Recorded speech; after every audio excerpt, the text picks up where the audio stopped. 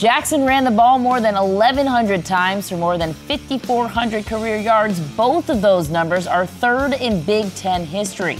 He's the second Big Ten player ever to rush for at least 1,000 yards, all 4 collegiate years, and he's the Northwestern record holder in yards from scrimmage and rushing TDs as well.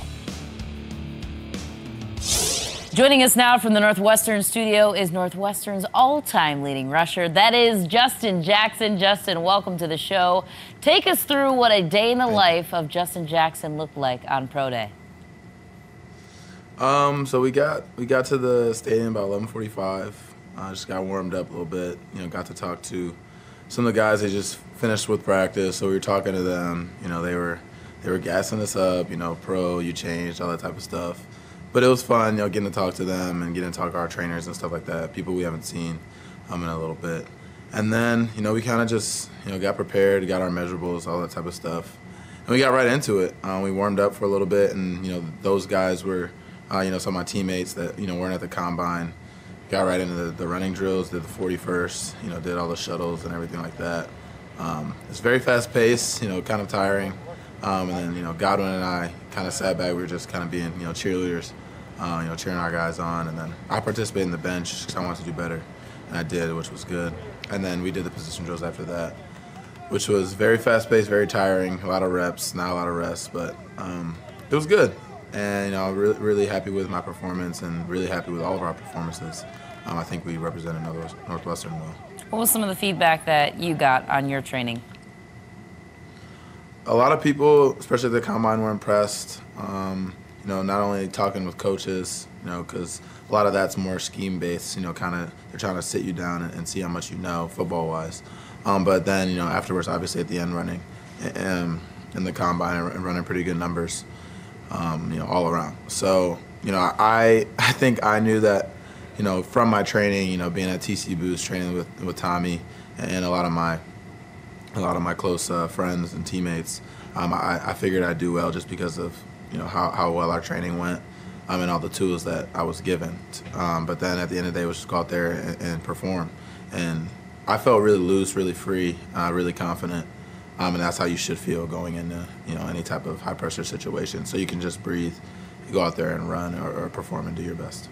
Another thing that makes the transition a little bit easier is durability. That's something you've been able to accomplish for 4 years at a position that's really difficult to do that. How have you maintained that durability throughout your football career?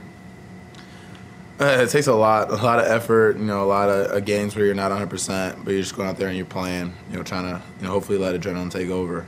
But really it's not Saturday that's important. It's Sunday through Friday. Getting in the training room, getting with your trainers. I think we have some of the best here at Northwestern.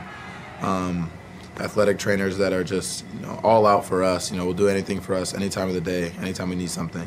It's just getting with them. Developing a relationship, taking care of your body. Really your body is your work, especially when you're trying to go to the next level. Protecting yourself by preventing injuries and making sure that you can get as close to 100% as possible. So on Saturday you're not adding extra injuries, to your body, stuff like that. So it just takes a lot of effort and a lot of energy. And it's something that everyone's not willing to do. But I think people that, are really dedicated to that can be durable. And a part of it's just out of luck, I've been fortunate enough not to have any really major injuries. And that sometimes just comes down to luck. So I think there's a myriad of different things that contribute to it. But it's just trying to make that energy and effort to stay healthy. And I know your dad and your family is a significant part of your support system and your life to this point. What has some of that interaction been like? What has your family been saying to you as you prepare for the NFL draft? They're all really proud. They're all in for me. They want to make sure that I have everything I need to prepare, and just knowing that I have their support means everything. My dad's, he's everywhere. He was at the East West Shrine game. He was at the Combine. He was at Pro Day. I think he's trying to soak this in as much as I am. But, always knowing that he's there, supporting me means a lot. And it's always been like that, and I'm sure it'll continue. But, yeah, I mean, it just means that you can go out there and you want to represent obviously your school well and everything, but first and foremost, you want to represent your family. And so that's what I've always tried to do. Several former Wildcats are playing in the NFL. You have Austin Carr, Trevor Siemian, amongst several names to choose from. Who has given you some solid advice as you head into this next experience? Really, all of them are. I've talked to, like you said, Trevor. I've talked to Austin. I've talked to Joe Jones. I've talked to, Anthony Walker. I mean, there's Dean Lowry. There's plenty of people. Probably some people I'm missing. Have represented the Wildcats well in the NFL. Have really shown that you can do everything you have to do here as far as academics, but also compete at a high level and be an NFL pro. So for them, it's just their advice to me was just go out there and have fun. Really trust everything that you've done at Northwestern. That's all prepared you for this moment. And when it came down to the combine, pro day, and all that type of stuff, they were like, look, this is obviously something that they put a lot of stock in. Trust yourself, trust your training, just go out there and compete. You've already put so much tape out there and so much film out there, and really this is just the final step. And so that's what I did. I just went out there, I competed. I didn't put too much, pressure on myself. I trusted my training. I just went out there and tried to perform, and I think that's what I did. But I'm definitely glad it's over. I'm definitely glad to get back into football training and just trying to be the best football player I can be.